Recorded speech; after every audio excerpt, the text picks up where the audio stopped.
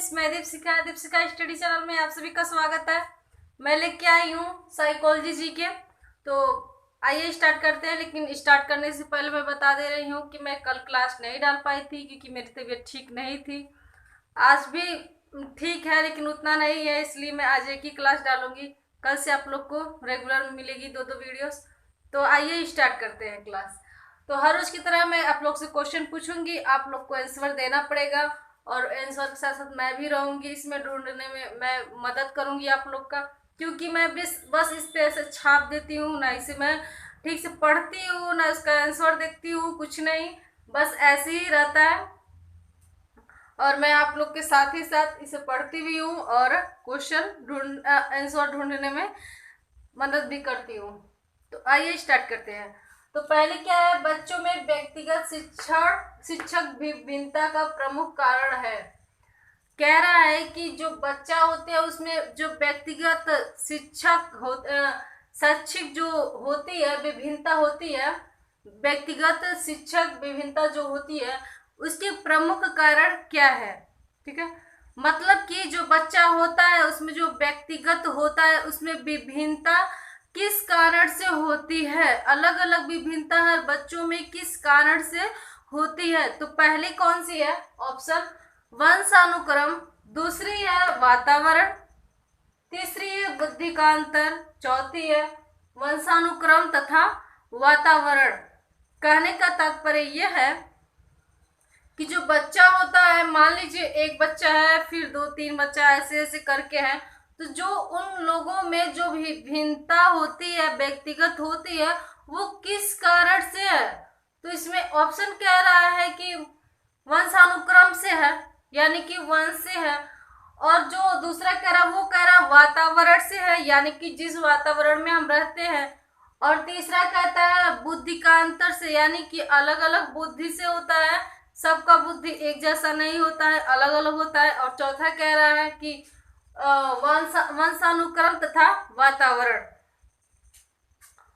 तो आइए इसका निकालते। पहले आप लोग सोचिए कि इसका क्या हो सकता है पहले का। तो आइए निकालने का स्टार्ट करते हैं।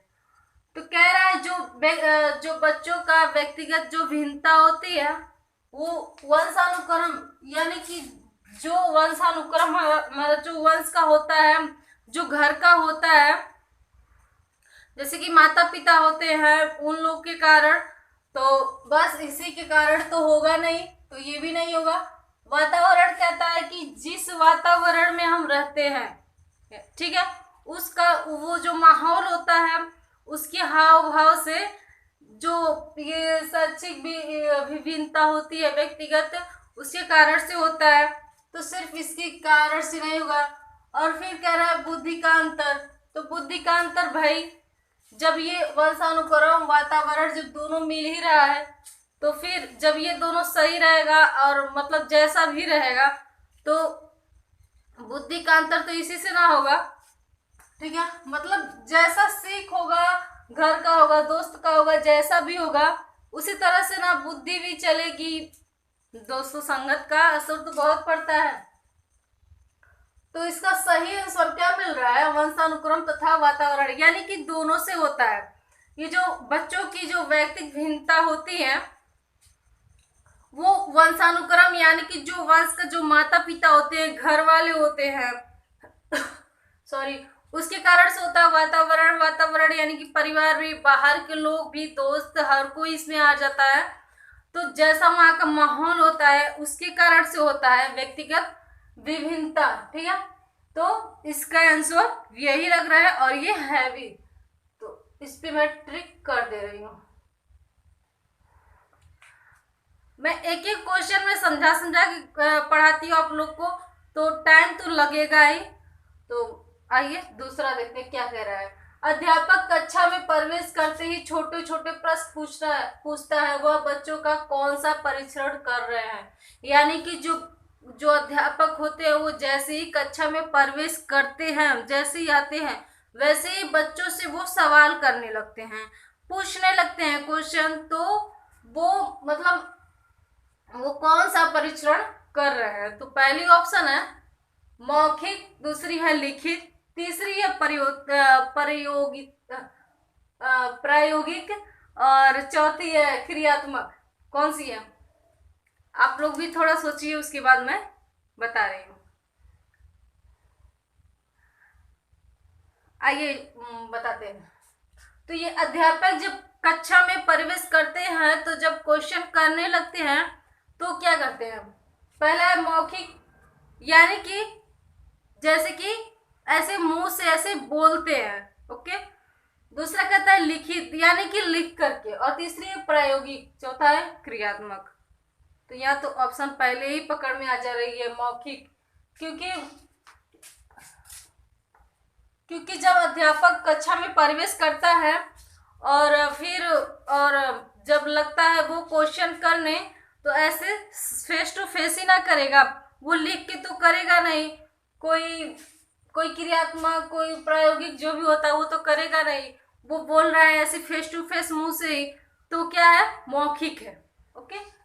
तो आइए अब तीसरा देखते हैं। अध्यापक छात्रों के व्यक्तिगत विभेद किस प्रकार सर्वोत्तम ढंग से जान सकता है, यानी कि जो अध्यापक है वो छात्रों के जो जो व्यक्तिगत विभेद होते हैं वो किस प्रकार से वो जान सकते हैं सर्वोत्तम ढंग से। तो पहला क्या कह रहा है? निबंध लिखवाकर। दूसरा है वाद विवाद प्रतियोगिता से। तीसरी कह रही है परीक्षा परिणाम से। चौथा कह रहे हैं मनोवैज्ञानिक परीक्षण से। तो आइए इसका निकालते हैं। तो निबंध लिखवा करके, अब कोई भी अध्यापक हो, वो छात्रों का व्यक्तिगत जो विभेद होता है उसको जब निकालना हो तो वो निबंध लिखवा करके तो वो नहीं कर सकता है, ठीक है। क्योंकि निबंध जब हम लिखवाएंगे तो उसके बारे में उतना पता नहीं चल पाएगा उस बच्चे के बारे में, ठीक है। तो ये भी नहीं है। दूसरा वाद विवाद प्रतियोगिता से। अब वाद विवाद भी हम करेंगे तो भी हम उतना ढंग से नहीं जान पाएंगे। तीसरा है परीक्षा परिणाम से।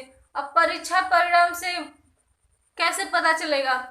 अरे कोई बच्चा मतलब अच्छा लिखता है, कोई नहीं लिखता है, किसी को ज़्यादा नॉलेज, किसी को कम नॉलेज है, और इससे इससे नहीं हो पाएगा, किसी भी तरह से इससे नहीं हो पाएगा। किसी भी छात्र की जो व्यक्ति विभेद होती है वो इससे नहीं हो पाएगा। अब मनोवैज्ञानिक परीक्षण से यही बच रहा है। ये तो तीनों कट हो गई और ये चौथा ही बच रहा है, तो यही होगा मनोवैज्ञानिक प्रशिक्षण से, ठीक है। इसके द्वारा हम पता कर सकते हैं एक बच्चे का जो व्यक्तिगत विभिन्नता होती है, इसके कारण से हम जान पाएंगे सर्वोत्तम ढंग से। और चौथा क्या कह रही है? किस विधि में अध्ययनकर्ता बच्चों या माता पिता या अध्यापक से मिलकर विविध प्रश्न पूछता है? किस विधि में अध्ययनकर्ता बच्चों या माता पिता अध्यापक से मिलकर विविध प्रश्न पूछता है? तो पहला है साक्षात्कार विधि, दूसरी व्यक्तिगत विधि, तीसरे निरीक्षण विधि, और चौथा है प्रयोगात्मक विधि। तो इसका कौन सा है? इसका है आपका पहला साक्षात्कार विधि, ठीक। अब पांचवा क्या कह रहा है? देखिए यहाँ पे भी कंप्यूटर का क्वेश्चन आ गया, और ये भी मैं लेके आने वाली हूँ। पहले ये जो साइकोलॉजी वाला ये खत्म हो जाए, उसके बाद से कंप्यूटर का भी लेके आऊंगी मैं क्वेश्चन नए। तो आइए देखते हैं। तो क्या कह रहा है?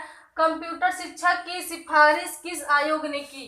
कंप्यूटर शिक्षा जो थी इनकी सिफारिश किस आयोग ने की? तो पहला है नई शिक्षा नीति, दूसरी है कोठारी कमेटी, तीसरी है वैश्विक शिक्षा समिति, और चौथी है यशपाल समिति। तो इसकी आपकी इसकी है पहली।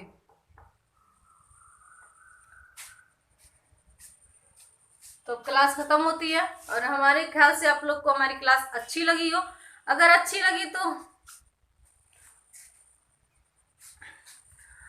लगी तो लाइक शेयर कमेंट सब्सक्राइब जरूर कीजिएगा, बेल आइकन घंटी को प्रेस कीजिएगा और नोटिफिकेशन पर। फिर मिलती हूँ नेक्स्ट वीडियो में, तब तक के लिए अपना ख्याल रखिएगा। और आप लोग जरूर कमेंट बॉक्स में बताइएगा कमेंट करके कि आज आप लोग को कैसा लगा क्लास, और क्या आप लोग को इसमें से नहीं लगी, कौन सी आप लोग को पहले से आ रही थी। मैं कल नहीं, हाँ परसों हमने कहा था कि एक क्वेश्चन मैं छोड़ूंगी हर रोज आप लोग के लिए, तो वो तो मैं भूल गई।